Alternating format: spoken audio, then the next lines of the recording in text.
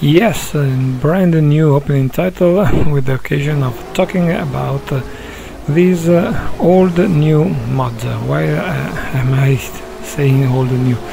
That's because it has been reworked a bit, and this is the new release with some improvements quite useful, quite meaningful.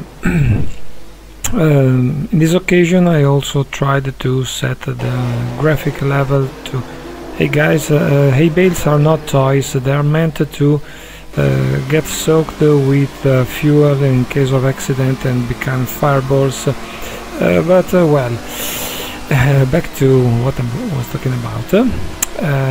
Now I'm driving the O.R.M, quite a tricky car, not the best design ever, starting from 19th and checking where I can reach. Again in Spa-Francorchamps with this absolutely beautiful circuit. I mean, very well done. It would be lovely to have other tracks of the same time made as beautifully as this one. Well, finger crossed for that. I'm not good enough to do them. Okay, back to the mod. The improvements regarded some parameters, for example the settings of the differential. I remember that here, I want to recall that here very few parameters can be adjusted before racing, more or less like it happened in real life, because it didn't have so many things that you could adjust right on the track when you were starting to race. So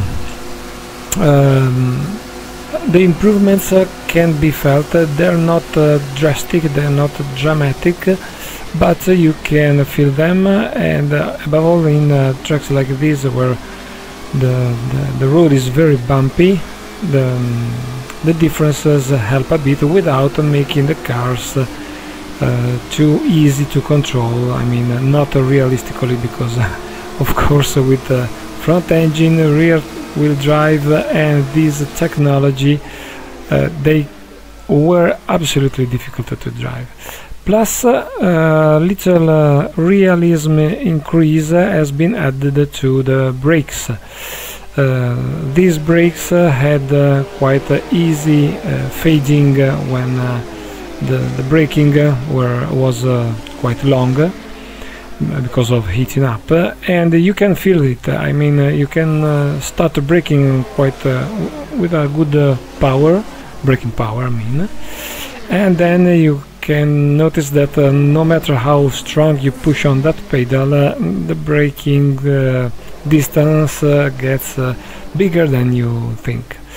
One thing I want to point out, maybe it's because of this car, maybe not, this is up to the man who made the mod. It looks like other cars can brake better than me. I can't realize if it's just of the car I chose, the O.R.M P25, which by the way in real life had the rear brake before the differential, one brake only. Quite a weird solution that could help in some situations, but in real life brought a whole lot of troubles, above all with reliability.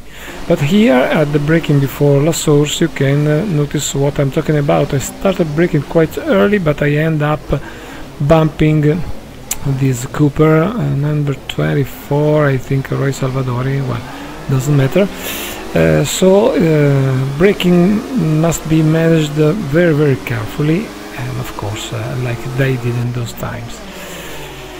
As for the rest, well, for now I just tested this car and the Ferrari. I wanna talk about the Ferrari even if I'm not driving it here, because I think it was the most important things to be fixed in the previous version. There was quite a strange behavior. Well, I'm side by side with Paco Godi and his Maserati 250 Leggera. Okay, back to the Ferrari. When when the braking lasted quite long, there was a tendency to lock up the rear wheels, which is not really good, because if you have to manage the oversteering while pushing the throttle, or even if you shift down one gear quite abruptly, sorry, when you have to brake even in a straight line, of course things can become too much not manageable. Again, hay bales everywhere on the track. Okay, this has been fixed, and the Ferrari is still quite a crazy horse, because it was he had quite a short wheelbase. It was a car devised for less power than the one that we have here, once adapted to Formula 1 requirements. By the way, it is one of the most powerful engines in 1958 season, and you might have noticed that the cars in the front of this pack are 3 Ferraris, and even the yellow Ferrari of Olivier Gendebien is quite close to the top top positions. So the Ferrari is convincing, pretty realistic, and finally manageable even when braking. So thumbs up for the upgrades of this mode. Of course, I'm gonna check more cars before having my say, or maybe I wish just to help, not that I am here to criticize. But here again, braking becomes an issue, because I just hit the brakes a little late and dodged my teammates by very close. But with a good exit I could take 2 positions over my teammates and struggle with Mustang Gregory and his very good and very nice Maserati 250 Piccolo, maybe the best Maserati in this period, in the 250 family. And thanks to the big pack of cars all in a short in a small space, now a nice struggle begins. Well, I don't know what to say. Maybe it's better not to comment because everything is gonna happen, and it turned out to become a nice show. Again, a little bump due to braking issues at La Source.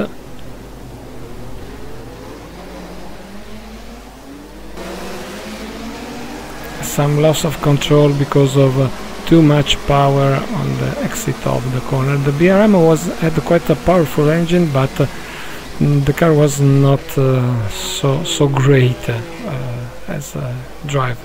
But up to now, in I think 3 laps, I managed to climb up to half of the grid.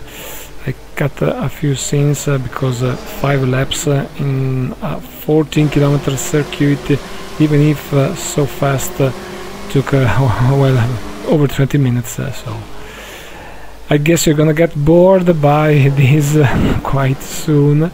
So better cut something here and there.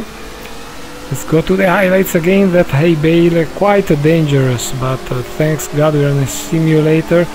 Now I cut the slipstream of Mustang Gregory. I have the yellow Ferrari in front of me, but I changed the racing line, and the slipstream goes to Mustang Gregory again. He hesitates a bit because probably was too close to the border of the road. Now heading for Master King, late braking, everything's gonna happen, and nobody got killed. Quite weird, because in one of the most dangerous areas of all tracks, of all areas, that maneuver, I think it's I don't know what word to use, but well, let me say lucky. Okay, Olivier Gendebien doesn't want to give up. the fight. He's got a very powerful car. It attacks on braking because now I wanna always brake early enough not to crash, to miss, to enter too fast because of brakes, brake power fading. Exiting from the Stavelo turns as fast as possible is mandatory because here you have a short climb in a straight way. Mustang Gregor is in my slipstream again. I'm packed between these two very fast cars and terrific crash against a tree. Again, luckily it's a simulator, and Tony Brooks here is actually an AI, so nobody got killed, but the accident was absolutely terrific and shows what dangers mean, what dangers brought racing in Spa-Francorchamps at those times. Here you see the three red Ferraris. I have Jean de Bien with the yellow Ferrari and another Van Wall, Stuart Louis Evans, but in this corner he hesitates a bit, and thanks to the slipstream I caught before, I could cut on the inside, and now I've got the three super fast Ferraris in front of me with this tricky car. I think it's something unprecedented. I'm not saying I'm so good, I'm saying I'm so lucky, because it's very hard in this way. And maybe the AIs are programmed to let me close, even though they are set at 100% skill, so that's challenging. Third gear and drop into second gear here at the Eau Rouge. Accelerating as fast as possible. I stomped too much on the throttle pedal, but I could keep the car on the track. And cutting on the grass, Luigi Musso seems to have an hesitation. I don't really understand why. Maybe this was shown a yellow flag because of my wheels on the grass. I didn't see any yellow flags, so down as fast as possible. Now, while a stupid phone is calling right now, let him ring. We're in 1958 and phone calls were not there, so I guess this is the ambulance looking for the pieces left of poor Tony Brooks in his van wall when he crashed. Well, no, it's just a joke. So, again, the strategy is all in the slipstreams and staying as close as possible everywhere it is possible. Everywhere it's possible against Stavelo, must stay tight. I must stay tight absolutely, because if I miss the slipstream here, I will be in trouble. Not so close, but not so far. The La Carrière corners, okay, and hesitation because the Ferrari were tricky, probably even for the AIs, who knows. Second one, if I can exit faster here, it's almost done, because the next corner, before I remember the name, maybe Blanchimanta, next corners, it's very fast, so yes, I'm down at 270 kilometers per hour here. Yes, it's done. I caught the lead from 19th to first position in 5 laps, and I'm heading now for the last corners. It's Blanchimont, if I can remember well the name of the last corners, and then heading for the last left-hander before La Source, which is the clubhouse. I think I put a decent gap between me and the Ferraris.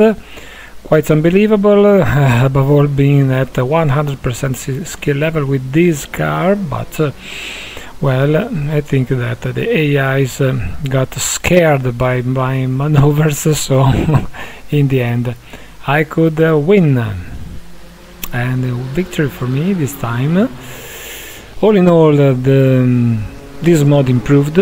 It's always so beautiful, so nice, and I think it's worth downloading and trying to have a lot of fun and adapt driving skills to these beautiful cars. And this is what happens on such a tricky circuit when you lose the tension of racing on the last lap before getting back to the boxes, to the pit lane. So thanks for watching, applause to the man who made and to update this mod. Hope for new good things coming up. Thank you for watching, goodbye, see you next time.